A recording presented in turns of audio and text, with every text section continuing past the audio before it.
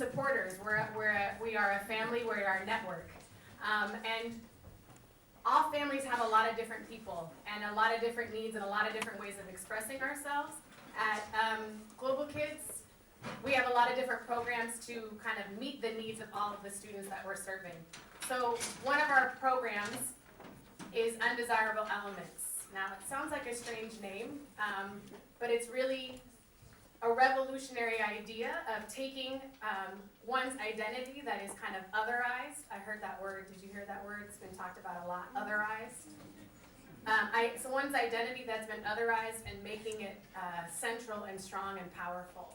So one of our programs, as I said, Undesirable Elements, is a creative arts program where students get to talk about the same issues that Victoria is talking about in HRAP, or our middle school students. We have 2 middle school students here who are, I think, 11 and 12 years old. So I just wanted to give them a big shout out. If you guys can stand up. Three middle school students, sorry.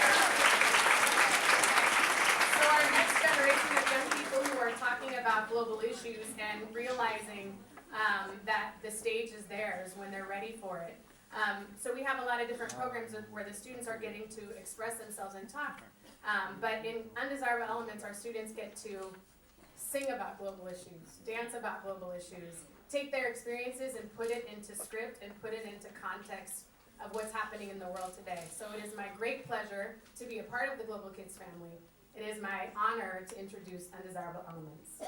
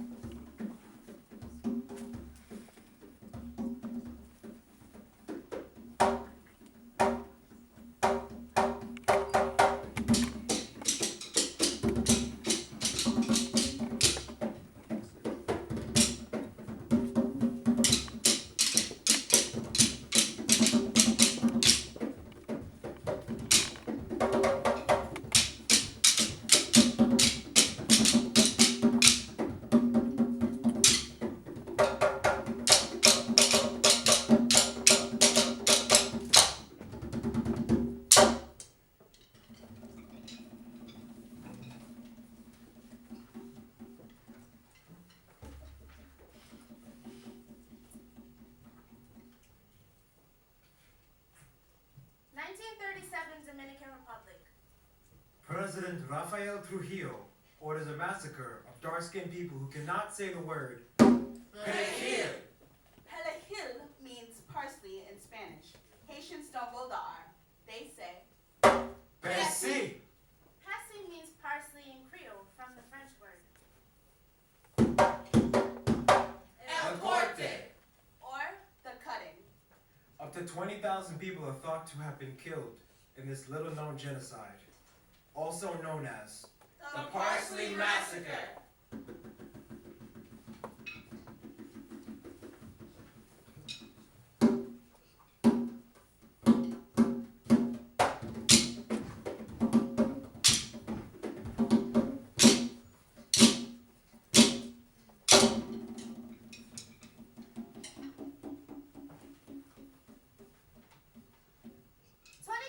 Dominican Republic. La sentencia, or the verdict. Undocumented immigrants must register with the government. Legalization plan. Or they will be expelled. Undesirable elements.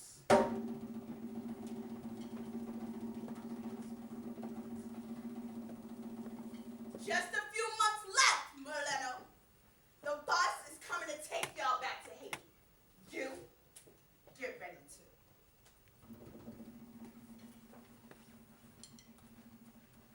As the writer Juno Diaz said, there is a state of terror in the Dominican Republic. The last time something like this happened was Nazi Germany, and yet people are like shrugging about it. The first step to genocide is stripping citizens of their rights.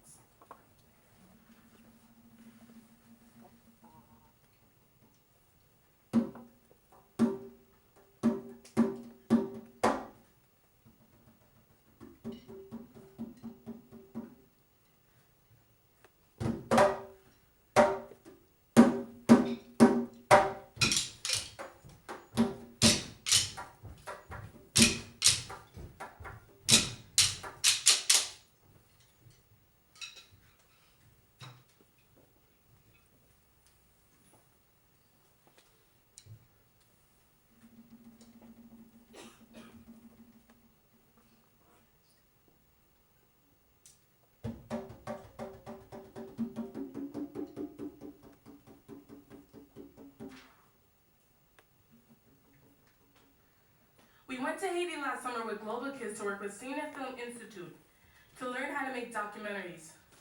We learned sickening stories about Haitian families who were born in the DR but have been deported back to the DR. They have no papers and they can't go back. Haitians are the backbone of the Dominican economy, its labor force. They are its unpaid sharecroppers. They work their farms and sugarcane fields, clean their floors, staff their all-inclusive resorts. We all had different roles in making the film. And as a director, I had to figure out not just the technical stuff, but how to get close to people and how to make them feel comfortable on camera and how to earn their trust. I mean, I really love making the film. I came to love Haitian culture a lot. So don't believe the things that you hear in the news. Don't listen what they have to say about Haiti. Get to know them one-on-one. We're all the same, all connected. These people are my people. This trip has opened my eyes and changed the way I see things. You have more expensive things here, but people are sad. There's a lot of poverty there, but at the same time, they're very happy. The reason being is because they have such rich culture.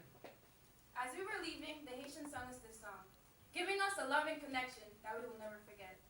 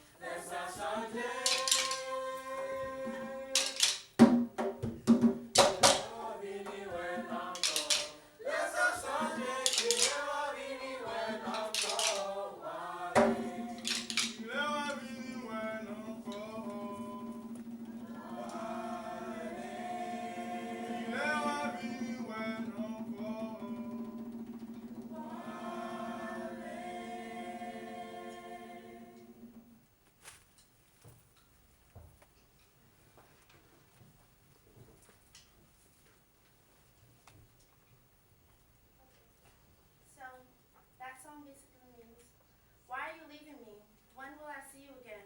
When are you coming back to visit again?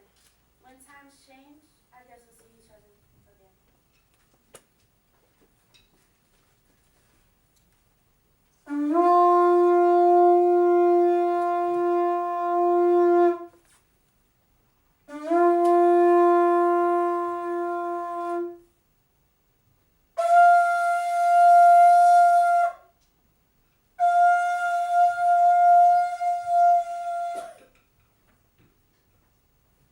2011, Japan.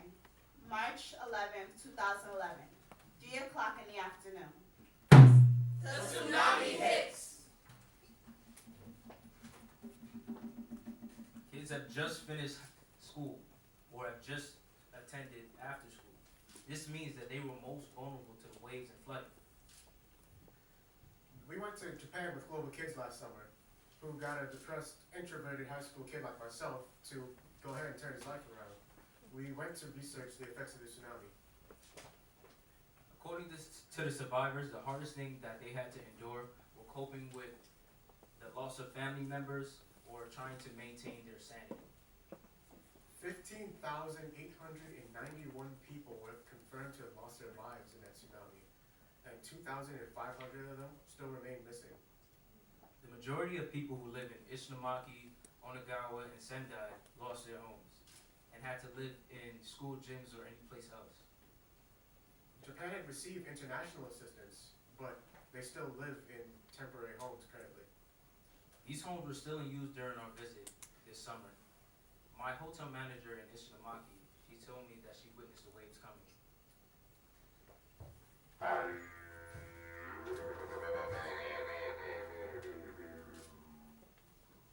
The waves were over 100 feet high. They were traveling at 500 We saw the waves coming, and we ran. But not a lot of us can make it very far. I saw a woman running from the waves, carrying her baby, and when she stopped because she realized she was safe, the baby wasn't in her hands anymore.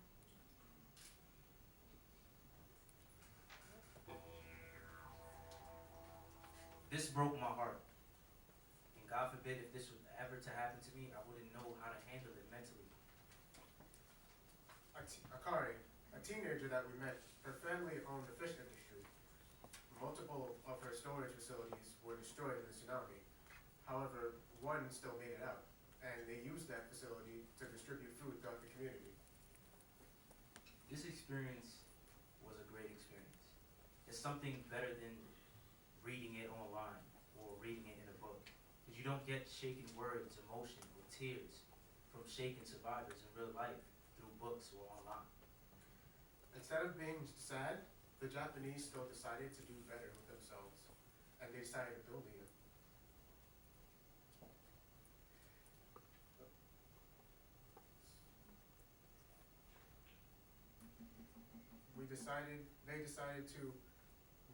They decided to build again. They decided to help each other, assist each other, versus what actually happens here. So it's very different. So when they're knocked down, I come back stronger. when disaster occurs, We pull ourselves together. We waste no time. We start building again. When I went to Japan this summer, the Japanese taught me about kindness and selflessness. And working together.